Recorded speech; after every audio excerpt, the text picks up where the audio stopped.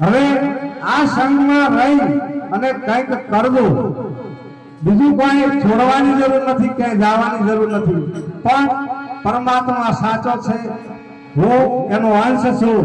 આ અંશ અને અંશીનું મિલન કરવા માટેનો એક આ રસ્તો સંતોએ બતાવ્યો છે.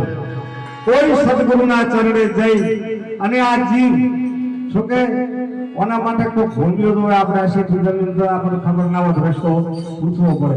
એમ આપણા સાધુ સંતોએ હજારો વર્ષ તપ કરી અને આપણા મનને કઈ રીતે વશ કરવું એ અને ભજન કઈ રીતે કરવાથી આપણા આત્માને શાંતિ મળે, આત્મા તત્વને આપણે જોડી શકે એ માટેના મજૂરી કરી મહેનત કરી તપ કરી અને એ લોકોને જે પ્રાપ્ત થયું અને એ સંતો આપણને કહેતા ગયા અને એ સંતો દ્વારા અત્યારે જ્યાં આપણને જ્યાં મળ્યું છે એ સંતોના વિચારો આપણે બીજા રજૂ કરો છો.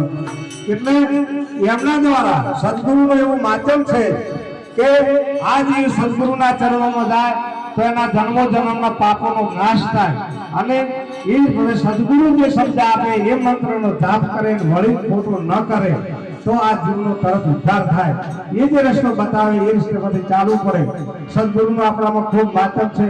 સદગુરુને ભગવાનથી પણ વધારે મળ્યાનું કારણ કે બીજા બધા માયામાં ફસાવે છે અને સદગુરુ એક પોતે કોણ છે, શું કરવા આવ્યો છે એનો રસ્તો બતાવે છે. એટલે સદગુરુને ખૂબ એમ કે આપણે ઊંચા માનો છો. એટલે મારું કહેવાનો મતલબ એટલો છે કે તમારા જીવનમાં પણ આ ઉતારી અને જીવન એવું જીવવાની શરૂઆત કરજો એટલે પાછળથી પછતાવાનો વારો આવે નહીં. બોલે હનુમાનજી મહારાજની. છોડો